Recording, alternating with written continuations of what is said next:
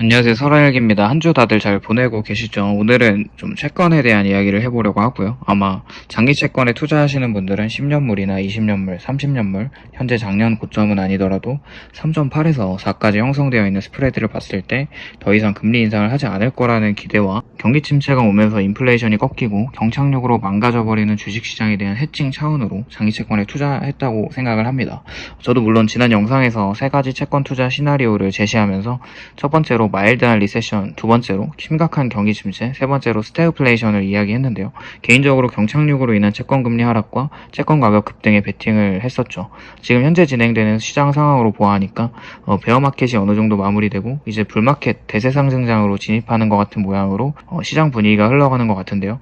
이렇게 분위기가 너무 좋다 보니까 주식에 포지션이 많이 있는 개미들은 환호를 하고 있고 기관들은 작년, 올해 초 침체 전망을 회수하고 대세 상승장을 이야기합니다. 워낙 시장이 좋다 보니까 채권 투자자들 입장에서는 포모가 많이 올 거라고 생각이 듭니다. 저도 물론 그렇기도 하고요. 얼마 전에 켄 피셔의 주식시장은 반복하다라는 책을 정독하였습니다. 침체를 생각하면서 채권 투자한 사람이 켄 피셔 책을 왜 읽냐라는 생각을 할 수도 있을 것 같은데 책을 읽으면서 생각 정리가 좀 되었는데요. 저는 투자는 장기적인 관점에서 비관적으로 생각하는 자들은 시장에서 돈을 벌 수 없다고 이미 생각을 합니다. 낙관주의자가 돈을 벌 수밖에 없는 구조이기 때문에 그렇습니다. 그렇기 때문에 항상 시장에 머물러 있어야 한다고 생각을 하고요. 켄 피셔는 경기 침체로 주가가 박살나 있는 구간에서 나오는 언론들의 고용 없는 경기 회복을 주의하라고 합니다. 여기서 포인트는 경기 침체로 주가가 박살나 있는 상황이 실업률이 급격하게 올라가는 구간인데요. 실업률이 고점을 향해 돌진하고 있는 상황에서 켄 피셔는 주식을 하는데 용기를 가지라고 말을 합니다. 1930년부터 2009년까지 13번의 강세장 동안 보통 실업률이 고점을 찍기 전에 6개월 전부터 투자를 적극적으로 하기 시작하면 2년 평균 150% 주가 상승을 경험할 수 있었다고 하는데요. 그러면서 지금 내가 대세 상승장을 놓친 건 아닌가라는 생각을 해보았습니다. 강세장의 요건들은 머릿속으로 정리를 해보았을 때 아무리 생각을 해봐도 현재는 켄 피셔의 말에 의하면 강세장은 아닙니다. 왜냐하면 현재 실업률은 아주 낮은 상태에서 올라가는 일만 남아있기 때문입니다. 돌아오는 목요일에 발표하는 실업수당 청구 건수 그리고 실업률을 선행하는 지표들이 발표가 될 텐데요. 현재 미국에는 일할 사람이 없어서 한 명이 실업을 당하고 실업수당을 받으면서 다른 곳에 바로바로 취업을 하는 상황입니다. 그게 연속 실업수당 청구 건수에는 잡히지 않는다는 것이죠. 실업률이 예측치보다 급등하기 시작하면 주식시장은 본격적으로 빠지기 시작할 것 같습니다. 덩달아 2분기 미국 GDP도 하락하겠죠. 그럼 채권금리는 당연히 하락할 수밖에 없습니다. 실업률의 증가는 기대 인플레이션을 낮추기 때문인데요. ISM 제조업이나 신규 주문 지수는 5월달 발표에 의하면 정말 많이 떨어져 있는 모습입니다. 예측치를 계속 하회하고 있죠. 그러면서 5월 제조업 해고수는 4만 명을 기록하기도 했습니다. 미묘하게도 흑인들의 실업률이 다시 높아지고 있는데요. 그럼에도 아직 실업률이 높은 이유를 생각을 해보면 코로나 이후에 직원을 대량 해고한 미국 공장들이 다시 직원들을 불러들이는 상황이 정말 힘들었죠. 임금을 아무리 높여줘도 돌아오지 않았었습니다. 고용주 입장에서는 현재 제조업에 많은 사람들이 필요 없어질 것을 예상하면서도 앞으로 그런 이유로 직원들을 해고하지 않고 있습니다. 그것을 알 수 있는 지표가 주당 근무 시간에서 볼 수가 있는데요. 근무 시간은 웬만하면 급격하게 줄진 않습니다. 평균치이니까요. 그런데 이게 코로나 때 시간만큼 34.3시간 정도로 지금 낮아져 있습니다. 무슨 이야기냐면 근무 시간을 줄이면서 불필요하게 나가는 임금을 줄이는 것이죠. 그러면서 시간당 임금도 미묘하게 줄고 있습니다. 점점 침체는 알게 모르게 다가오는 것 같습니다. 골드만삭스는 경기 침체 확률을 35%에서 25%로 하향 조정을 했고요. 반면에 모건 스탠리는 침체 위협을 30에서 50%로 올렸습니다.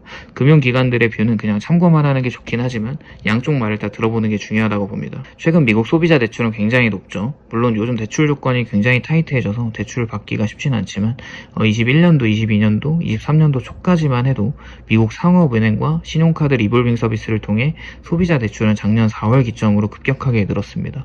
고금리라고 하지만 돈 씀씀이가 줄지 않은 것이죠. 반면에 저축률은 2008년 이후 최저 수준 3.5에서 지금 5% 정도로 반등하긴 했지만 이게 무슨 말이냐면 점점 서민들의 곳간에 돈이 없어진다는 것을 의미합니다.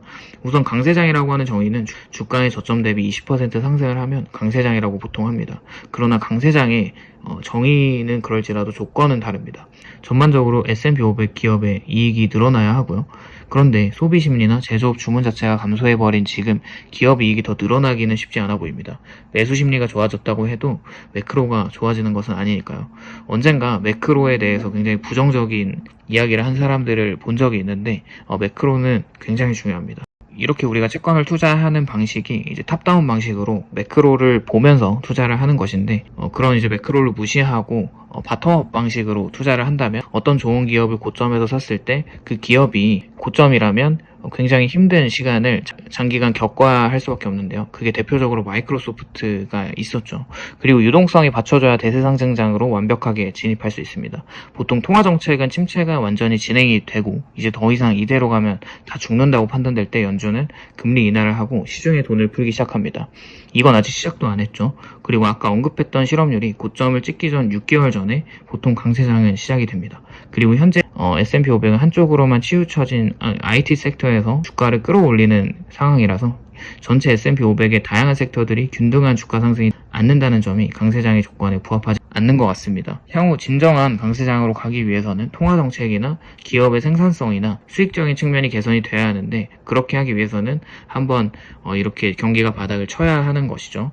그럼 그게 굉장히 중요하지만 이것이 선행이 되지 않았기 때문에 강세장의 조건에 부합하지 않는 거죠. 현 시점에서 계속해서 장기 채권을 투자한다는 저의 생각은 아직 유효합니다.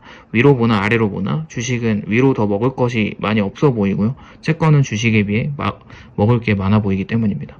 ERP라고 하는 이쿼티 리스크 프리미엄이라는 지표를 저번에 이야기를 했었죠. 항상 느끼는 거지만 시장은 어떤 분위기가 형성이 되면 상승장이나 하락장이나 굉장히 무섭게 반영을 합니다. 그렇게 이제 심리가 지배하는 시장인 것 같습니다. 생각해보면 작년이나 올해 초에 하반기 상업용 부동산이나 지역은행 등 굵직굵직한 이슈들에 대한 이야기는 쑥 들어가고, AI에 관련된 수혜나 어떤 강세장에 관련된 이야기나 비관론자들은 돈을 벌지 못한다라는 어떤 생각들이 분위기를 주도하고 있습니다. 개미들은 이때 조심해야 합니다. 불트랩에 걸리면 정말 고점에서 괴로운 상황을 겪을 수밖에 없기 때문이죠. 내년 미국에는 대선이 있습니다. 민주당의 바이든은 대선 전에 어떻게든 주가를 부양하기 위해 노력하는 것 같습니다. 그래야 당선이 될 확률이 높아지기 때문이죠.